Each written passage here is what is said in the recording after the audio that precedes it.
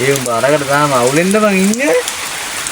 කුප්ප වැඩ කරනවා කියලා ඔහොම කුප්ප වැඩ කරන්න එපා බං. මොකද්ද බං ඒ කරේ? තින්කෝලේ ඉතින් ගෙන්න ගත්තේ කීයක් අපරාධය බලහන්කෝ.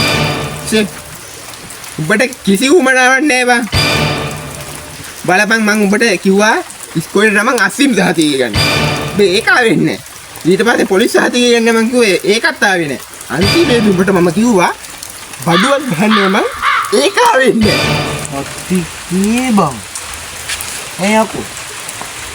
ඔබ දන්නේ නැද්ද? බුද්ධ දේශනාවල සඳහන් කරනවා මේ කාම ලෝකයට ආශා කරන්න එපා කියලා. ඔබ හරි උපාසකයනේ. එහෙනම් හනිමූන් එක තමයි මටත් කතා කරන්නකෝ ඈ.